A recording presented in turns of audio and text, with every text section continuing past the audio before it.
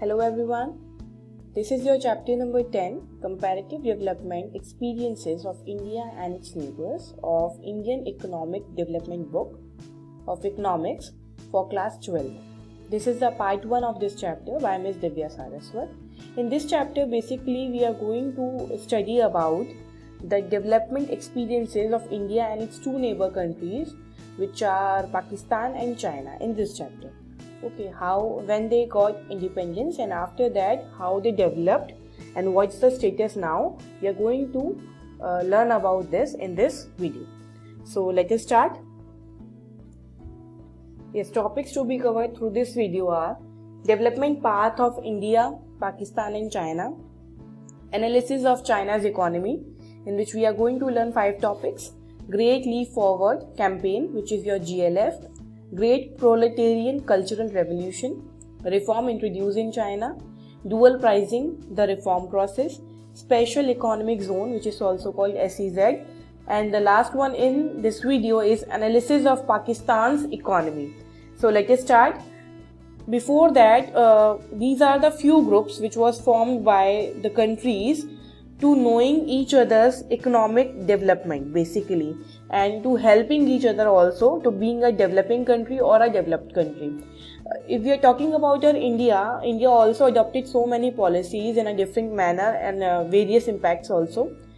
After that they took a step for transformation through the LPG policy in globalization, which is the very important part of globalization is this BRICS, SAARC, G20, G8, Asian and European Union.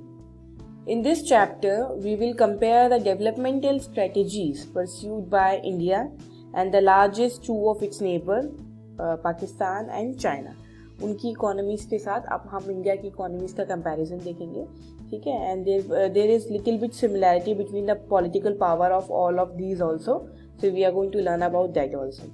So let us start. So development path of India, Pakistan and China.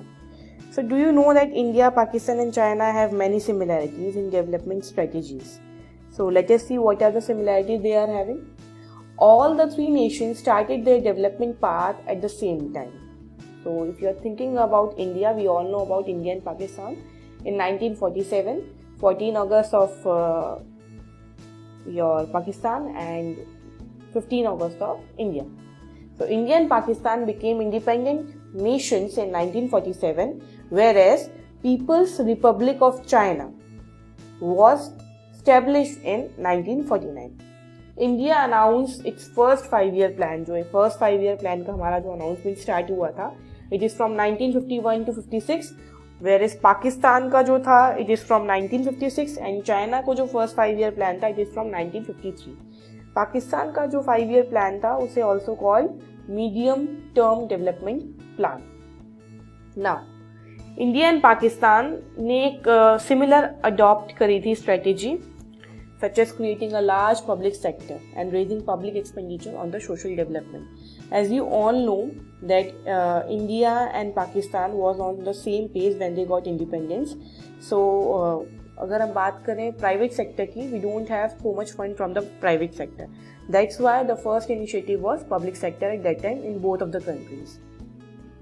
Till 1980s, all the three countries had a similar growth. Okay.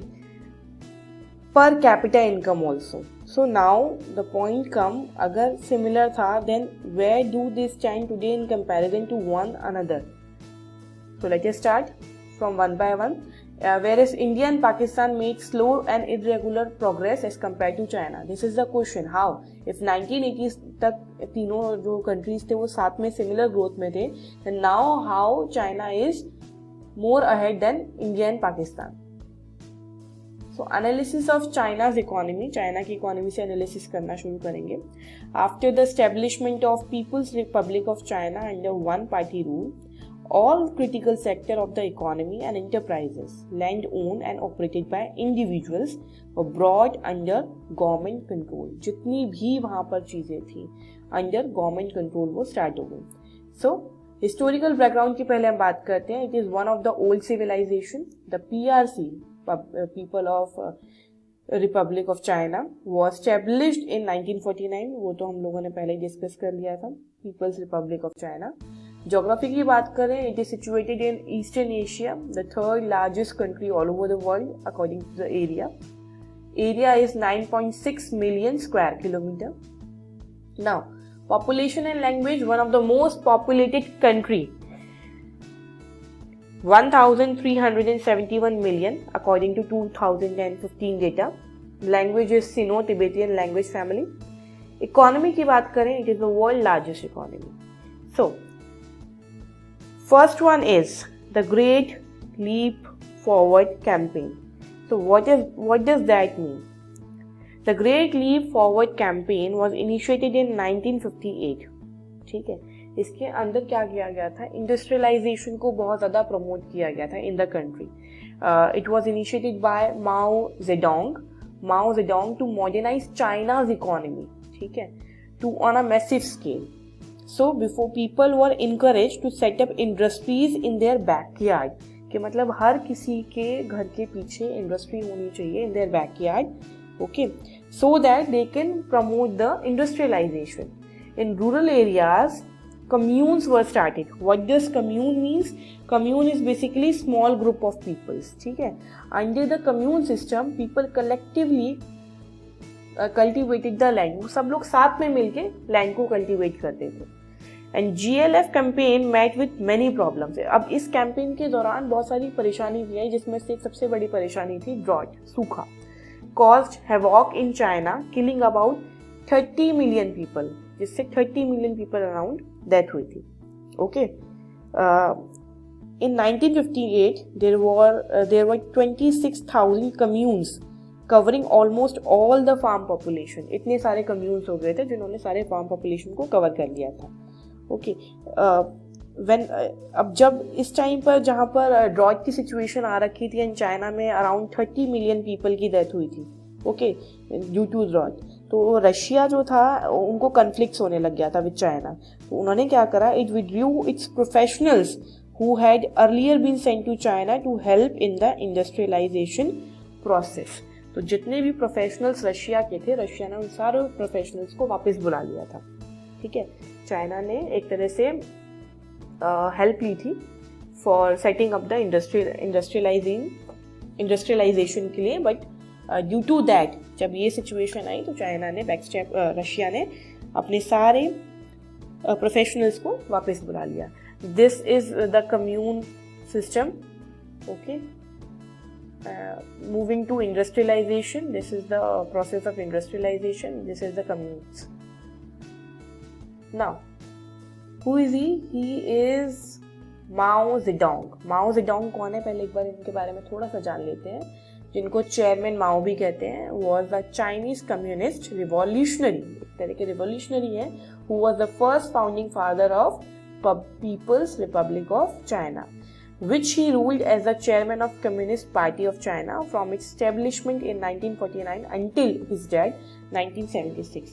Basically he want to make forward China, ठीक है. तो उसके लिए उन्होंने industrialisation को बहुत ज़्यादा बढ़ावा दिया. शायद उसी का रिजल्ट है कि आज चाइना इंडस्ट्रीज के मामले में शायद बहुत ज़्यादा आगे है. इस वजह से उनके घर घर इंडस्ट्रीज है. That's why the material is so cheap, ठीक है. ऑल ओवर द वर्ल्ड बहुत ज़्यादा चीप मटेरियल सोल्ड आउट होता है comparative to the other prices. Now second one is great proletarian cultural revolution.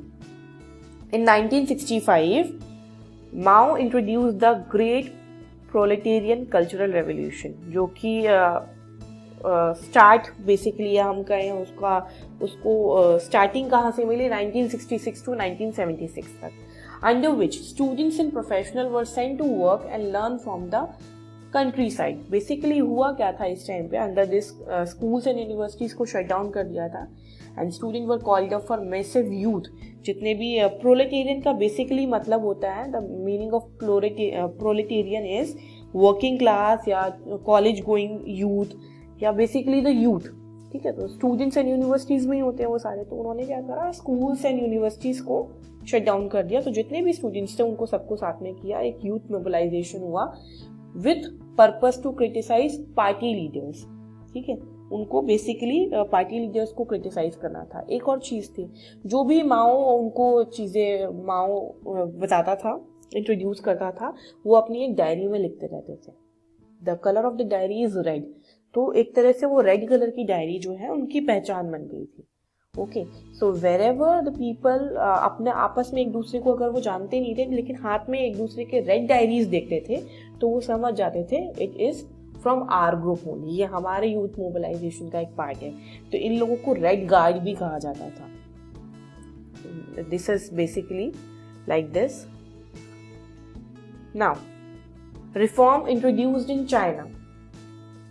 Reform were introduced in 1978 in the initial phase. शुरुआत में क्या हुआ, were integrated initiated in agriculture. जो reform था वो initiated था एग्रीकल्चर में, foreign trade and investment sector. In agriculture commune lands were divided into small plots which were allocated to individual household. ठीक है, जो भी लैंड थे उनको, कम्यून के जो लैंड्स थे उनको छोटे छोटे पार्ट्स में डिवाइड कर दिया और हर एक पर्सन को दिया गया, इंडिविजुअल हाउस होल्ड को।